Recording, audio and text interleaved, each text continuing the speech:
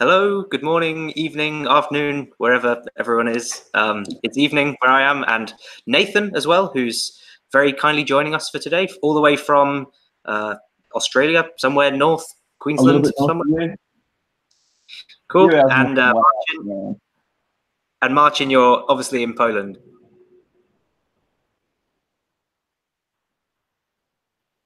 Yep. He's nodding. That's a yes. And obviously I can hear myself in the echo somewhere in my Chrome tabs. So I will find it and I will track it. So I will let you guys continue for now.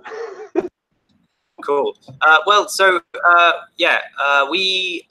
We have Nathan here today for quite a few reasons, because Nathan, you were recently the winner of the Code Garden Content App competition. Is that right? That is right. So I've got to find where I put my passport after last year's trip and get myself organised to go again, which is fantastic. Yeah, so you are the winner of a free Code Garden ticket and a stay in a luxury hotel, as they said on their on their submission. Last year I stayed at cabin last year, so anything is probably a step up. It probably will be a little bit of improvement, right? Yeah, wouldn't take much. It was good. Yeah. It was fun.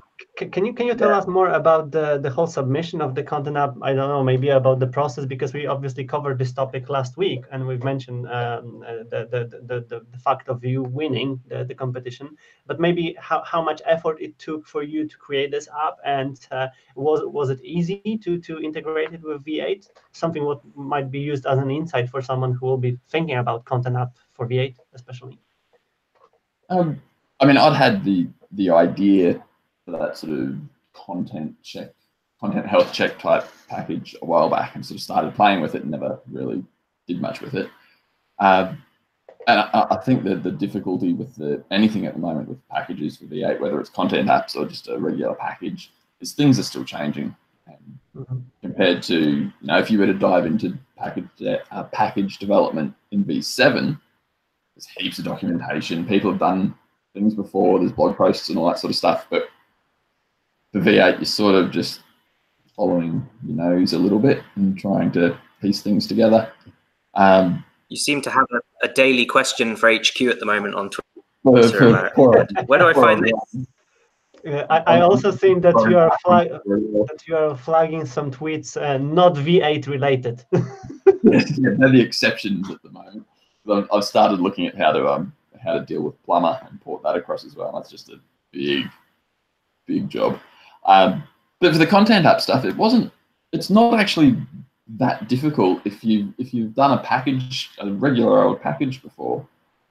To turn it into a content app, you can go a long way towards getting that done with just a few extra lines in the package manifest, because you can define a content app or multiple content apps in that manifest, and Umbraco just magics it all together and makes it all work for you.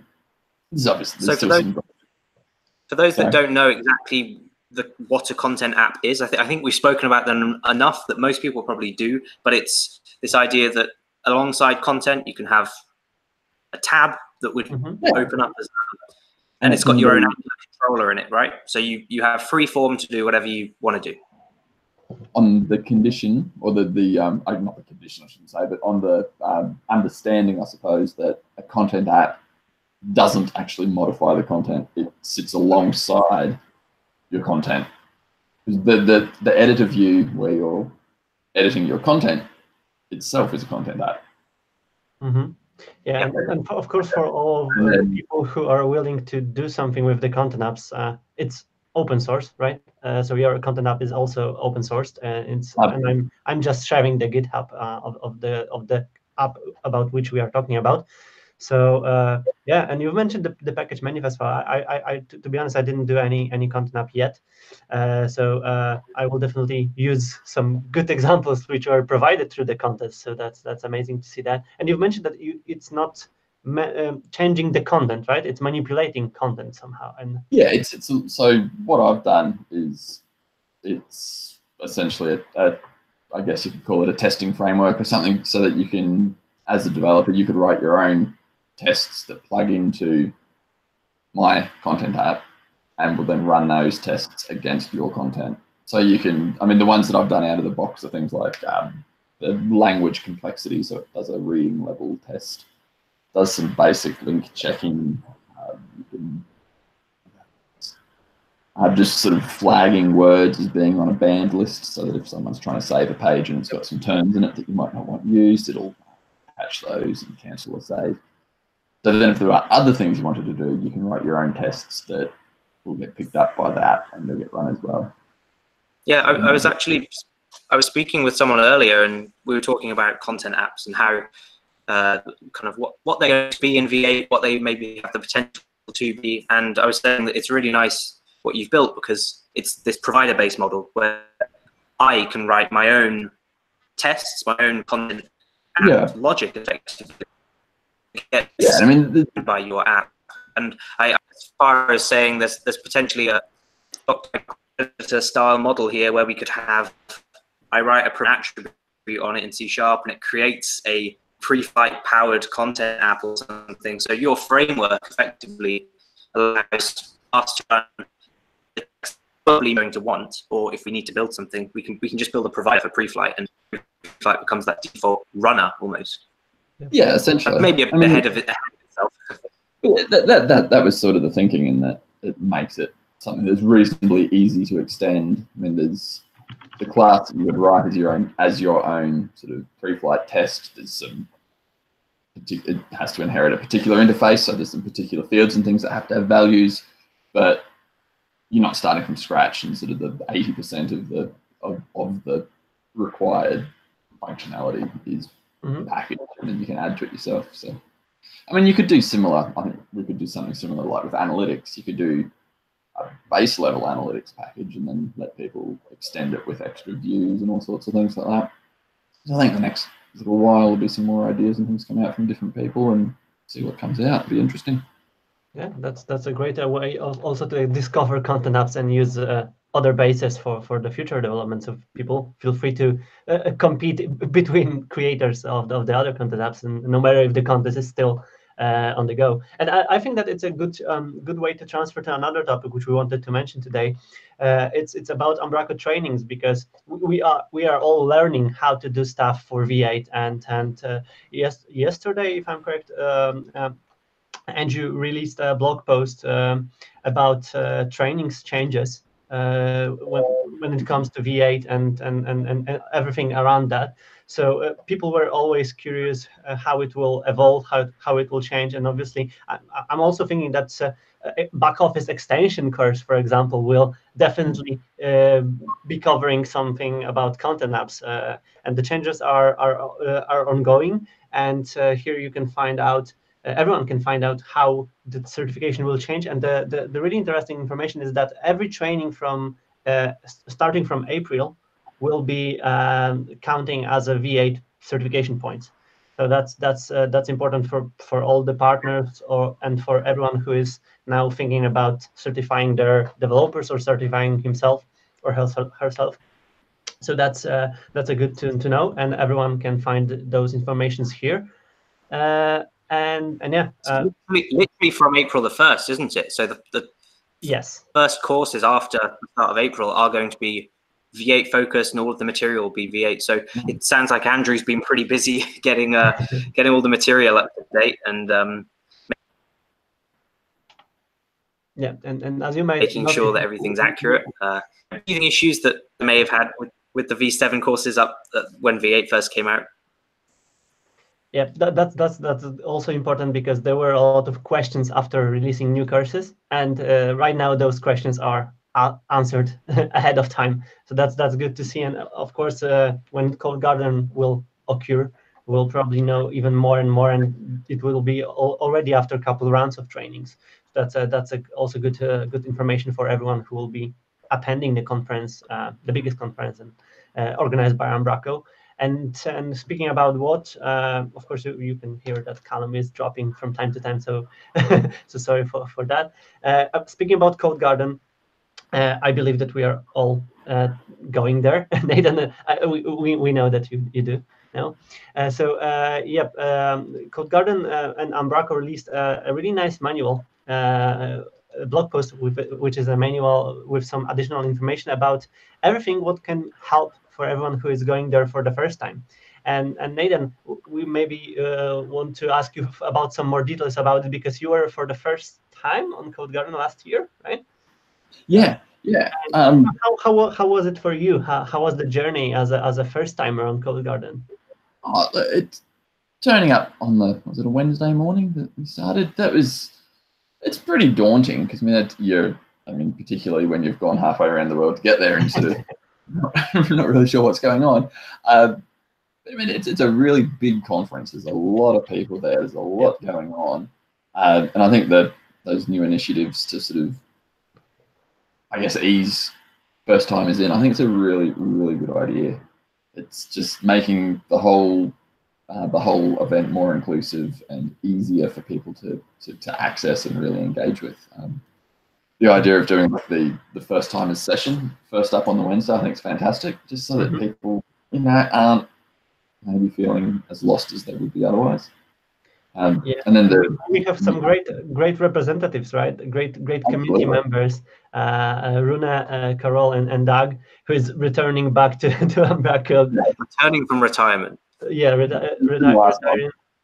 And so they will be definitely responsible for helping people to start the journey on Code Garden. But we have also an announcement about YouBuddy, which is a new initiative for everyone who wants to help other people to accommodate, to acclimate in the during the event. And I've submitted my entry. I'm always happy to help other people to discover the event and everything what will be there, because we might have seen this during the various events that people were, especially people who are introverts, they have a lot of troubles with starting over with the new communities, especially.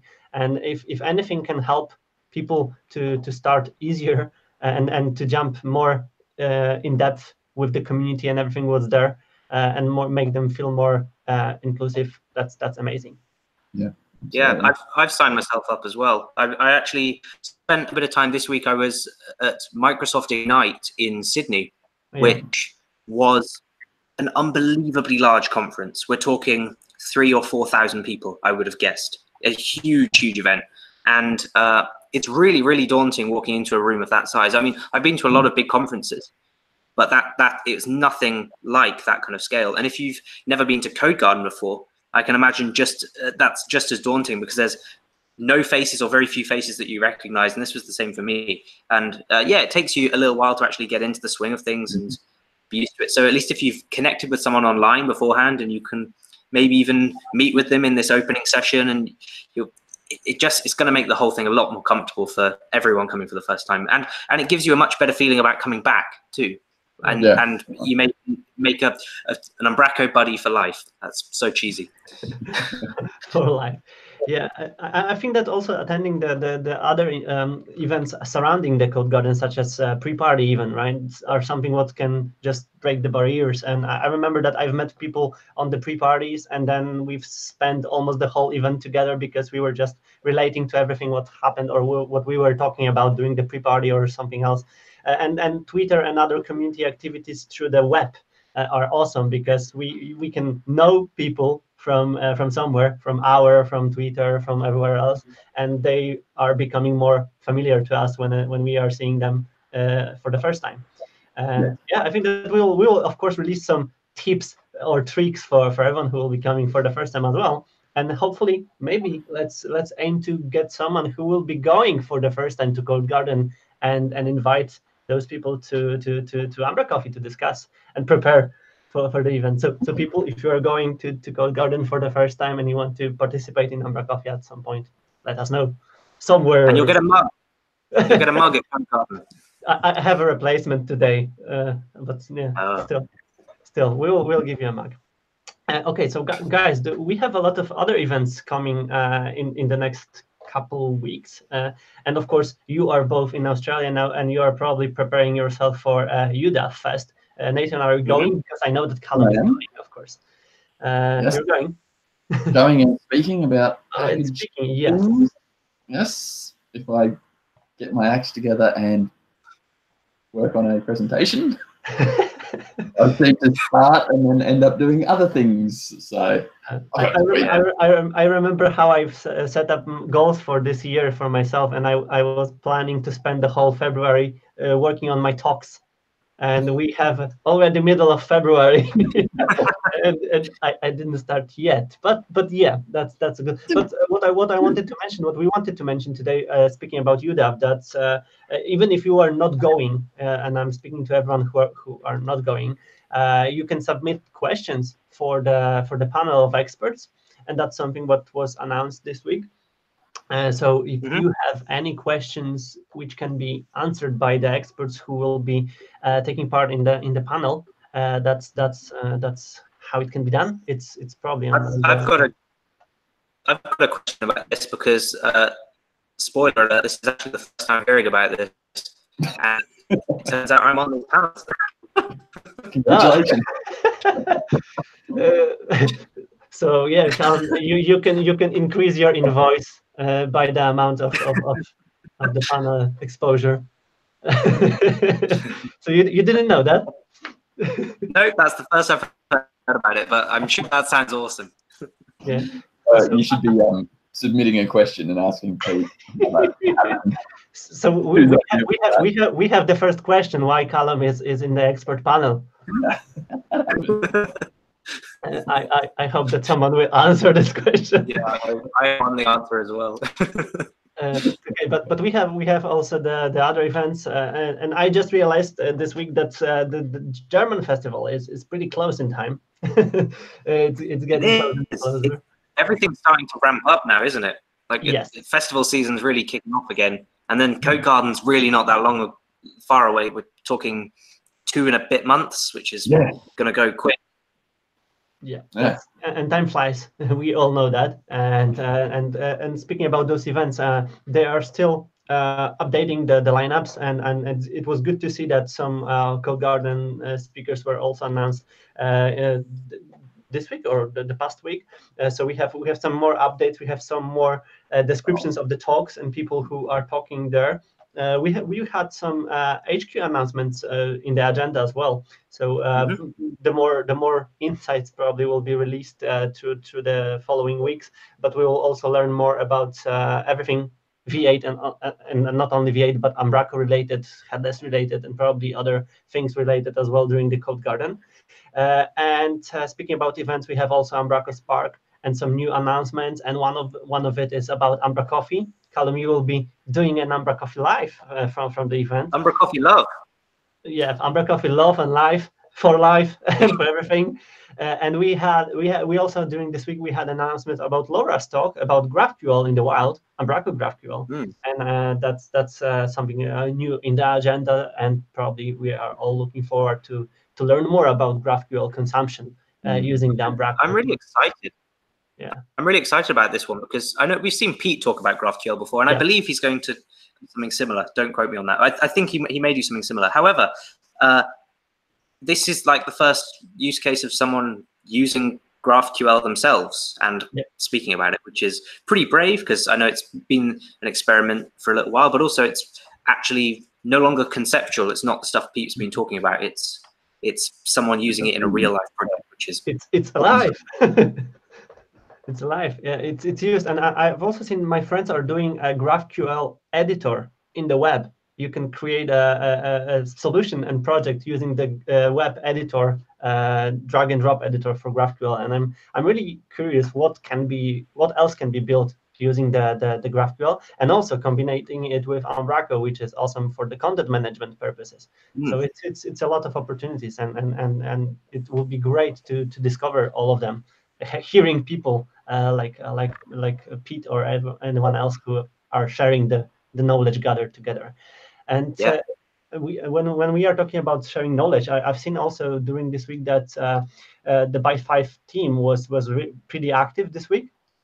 They were doing some talks on the meetup in Germany. I can't remember the name of the city, but also Christian and Gadgetopia will be sharing the V8 insights on Boy and Company conference call.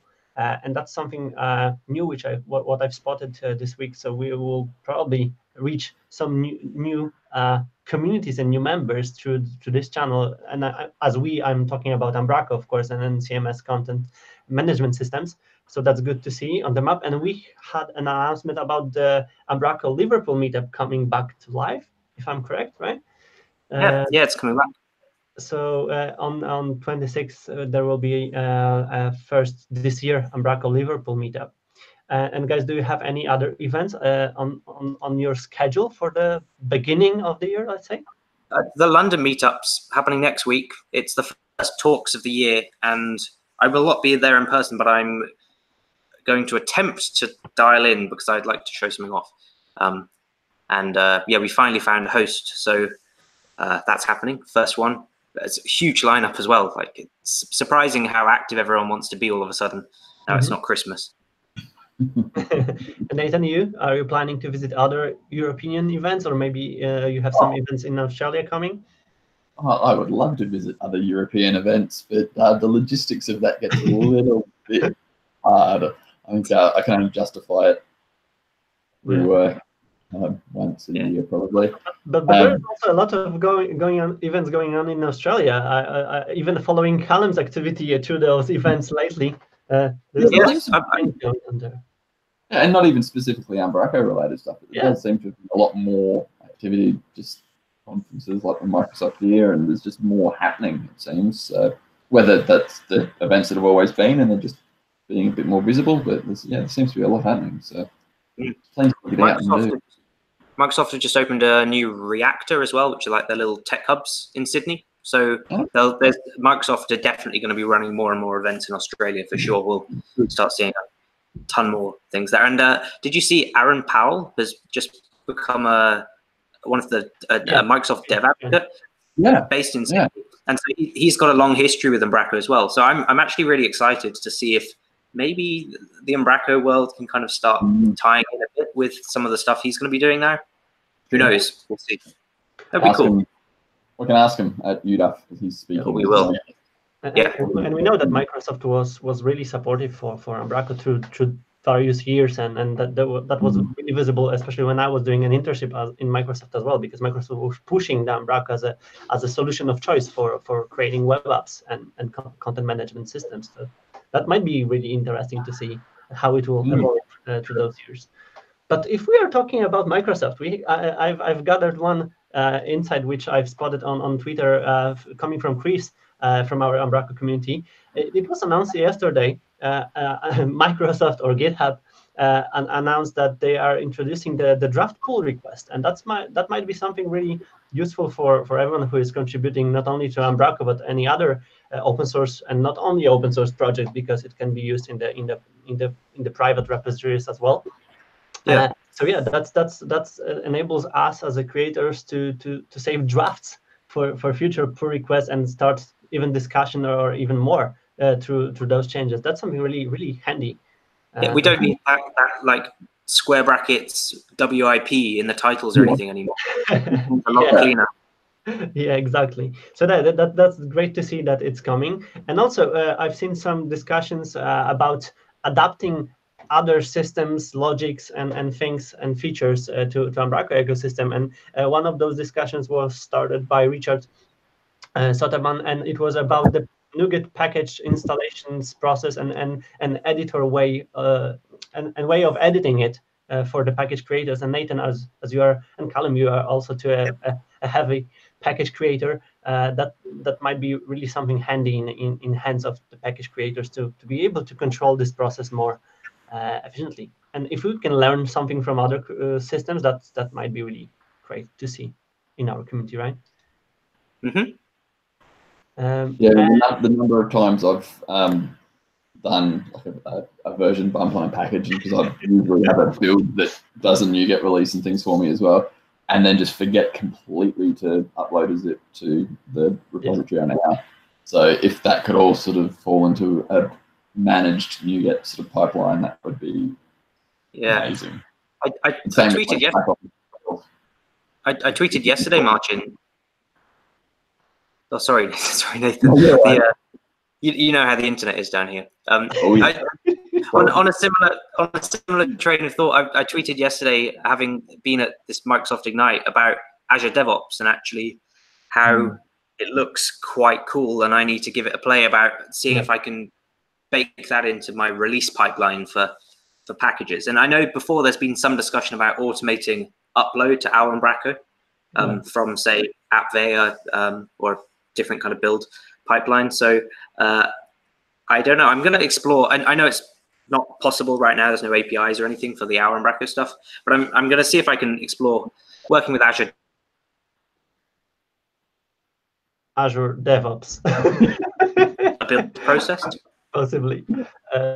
Yeah, definitely. That's great to see that those tools are evolving so good, and any kind of automation is better than no automation at all. So that's great to see. And guys, if we're talking about something and changes and including something in the careers paths and tools, we can maybe also talk about challenges which are people facing. And I've spotted one great observation during this week. I don't know if you probably heard about the 100 days of code challenge, and we had some representatives of this challenge members. I don't know how to call people who are taking part in the challenges, but they were sharing their experience through the various events. And Ali, who is pretty new in Umbraco community, shared how it helped him to get the job as a .NET developer, and especially as an Umbraco developer, because we can see that he's becoming more and more active in the Umbraco Twitter handle, and not only. So that's good to see, and I've seen it a lot of times lately in my surroundings, and in Poland especially, that people are learning a lot through those challenges, and maybe as an overall connection to the competitions and contests. It's not only for the awards or rewards for the competitions, but also for the internal knowledge. And Nathan, I'm more than sure that you've learned a lot also doing the preparation of the content app, and you'll probably use this knowledge not only for the contests, right? Yeah, I hope so. I'd like to think so. I mean, I can see that, like for me at work at the university, I could see that we could use that content app as a tool, and then you'd sort of, if you brought it into that enterprise site, it gives you a bit of scope to spend more time extending things. And I think, like I said, it's at the start of our chat, I think there's a heap of potential for that content app concept, and it's just going to take people diving in and having a play with it and seeing what they can do. Yeah. Or we sort of see before we know what can be done. Yeah. I've just spotted the books on your shelf in the background, and I'm curious if Sebastian will be scrolling through the book titles this week as well, because I wanted to reveal the Easter egg which Matt placed last week during the umbraCoffee. We were all starting to search Umbraco for Dummies book on Amazon and any other challenges. So still in the middle of searching process, and I'm really curious if you have something what is unreleased yet on your bookshelf.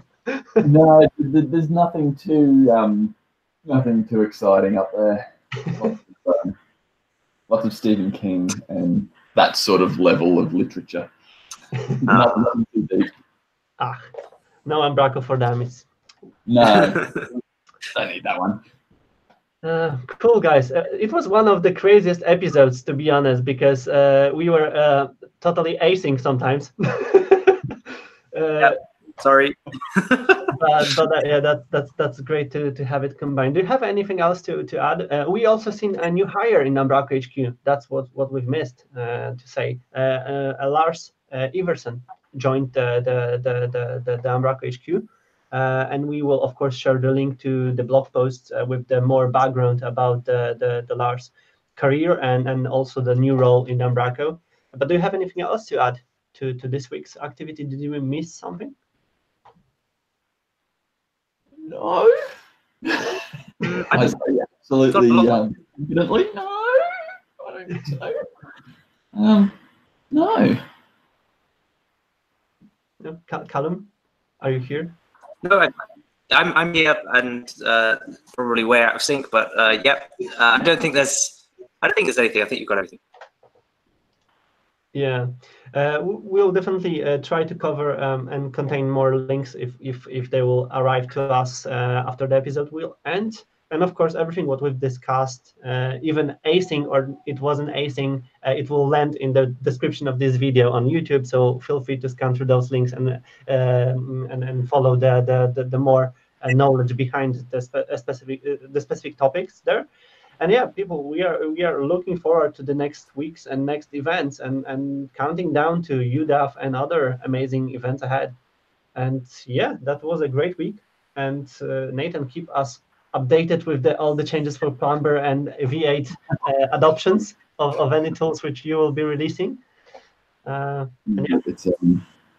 It's interesting. Like I think there's sort of two schools of thought almost, that maybe you wait until V8's released and it's final and then you start doing things, or you're over here and you say, let's just have a look now and see how it works and see what we can make happen. And I'm over here. I'm happy to jump in before it's perhaps all stable and just have a look around and see how things have changed and work out how to make things do what you want them to do. It's interesting. I think you learn a lot doing it that way. Yeah. Definitely. Okay, so guys, thanks once again for joining forces together in umbraCoffee. Enjoy the amazing time and weather in the down under, and yeah, we are all looking forward to the revolutions and reveals during the UDAF Fest, which is in 2 weeks. 3 weeks. 2 weeks today. 2 weeks. Nathan, you need more time to prepare your talks. Well, yeah, I know what I'm talking about and what I want to talk about. I just haven't made it into something polished just yet. Ask me again this time next week, and hopefully I'll have something done. Yeah. Okay, so guys, enjoy the rest of the day and the rest of the whole weekend. Have a great time, and we all can see each other next Friday. Yep. Okay. Have a nice weekend. Yeah, nice weekend.